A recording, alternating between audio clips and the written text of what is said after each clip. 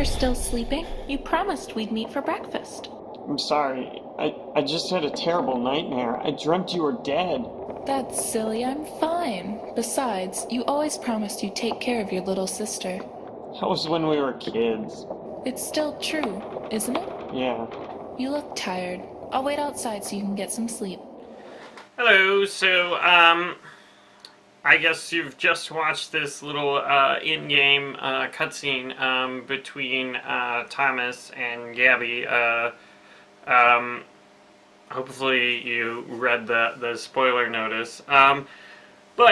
This cutscene has been a little contentious. I mean, you know, my backers are very supportive and give me a lot of, good advice, but, you know, some are like, hey, this is cool, and others are like, it sounds kind of awkward and stilted. So, well, it's supposed to sound kind of awkward and stilted, but if I have to explain that to people, and people aren't like, oh, that's cool, it's very nightmarish, then it seems like I've failed.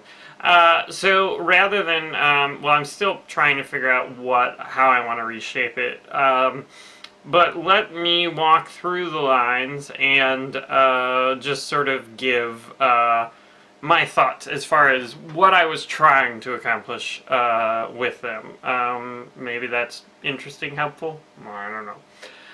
So I have to cheat, I don't have it all memorized. So Gabby starts off with, "You're still sleeping? You promised we meet for breakfast." Yeah, so firstly I think it's kind of creepy that she's standing there watching you sleep. I don't know. I don't like to be watched when I'm asleep. I don't think anyone does. It's creepy. And so it starts off kind of creepy. The next line is, "I'm sorry, I just had a terrible nightmare. I dreamt you were dead." So basically, there's no sort of transition. It's just sort of like, oh, you know, we're meeting for breakfast. I dreamt you were dead. And part of that is just that, well, firstly, the whole sort of concept of a cutscene is kind of weird, and some people are like, you know, I don't like giving up player control, or this is boring, or I've heard it before. So I wanted to keep it as brief as possible, and because of that, I cut out a lot of sort of the transitions, a lot of sort of the nice things, and at least in my own mind, it's almost like they're having two different conversations, or they just recorded, you know, dialogue, and it doesn't actually interact, it doesn't even really match up. Which I guess didn't quite pan out the way I'd like it to. So anyway, the next line is, "That's silly. I'm fine. Besides, you always promised you'd take care of your little sister." So basically this is confirming that she was a sister. Well, I'm not saying that she is his sister, but in this nightmare and the previous one, she's supposed to be his sister. Also, it's sort of guilt. And I've mentioned guilt is a big theme in Neverending Nightmares. And guilt is something I struggle with. I feel like I probably haven't done anything that bad in my life, but certainly I have a never-ending supply of guilt. And then Adam says, "That was when we were kids." And then Lydia says, "It's still true, isn't it?" And then Adam says, "Yeah." And so this is probably the closest thing you get to an actual conversation where people are speaking to each other. And again, I devoted the most time to it from a dialogue perspective because I think this is, you know, this is what I want to lay on the guilt. You know, guilt, you know. So if something bad happens to Gabby, it's totally your fault, you, the player. And so I think, you know, this sort of exchange, like, oh, you know, you're her protector, you're her guardian, you know, from even when the time you were kids.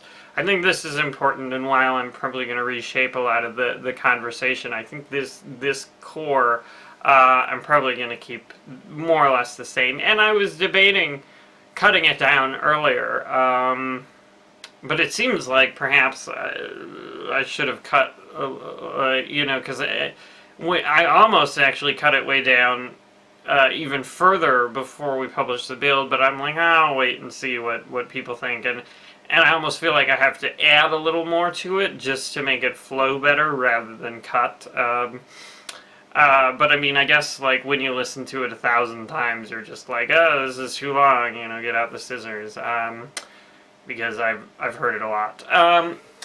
So anyway, then Lydia was her original name. Gabby says, I'm sorry, you look tired. I'll wait outside so you can get some sleep. And so basically this is totally just a very abrupt ending to the conversation. And again, that sort of abruptness was deliberate. Certainly you can say that, man, this guy must suck at writing. But I did want sort of that roughness to the conversation, like, you're in the middle of saying something or you want to say something else, but she's just like, bam, I gotta get out of here. Just because, like, I feel like any second the characters are together, that's a second that you're not alone and lost and helpless and confused, and so, which of course is what I'm trying to create. But in general, I think definitely I still need to, iron that out, and I have a few ideas and I'm gonna work on it, but I figured it was probably worth talking about, at least what I have and why I came up with that. But again, I'm going to change it, and I apologize if this is surprising, but the final word's not out, as to whether Gabby's her sister or not. Certainly. It can change depending on the nightmare and also the ending, the reality you wake up into. So I don't want to talk about the actual story. But anyway, thanks for watching, and thanks for bearing with my rough and potentially unpleasant or unfortunate dialogue. So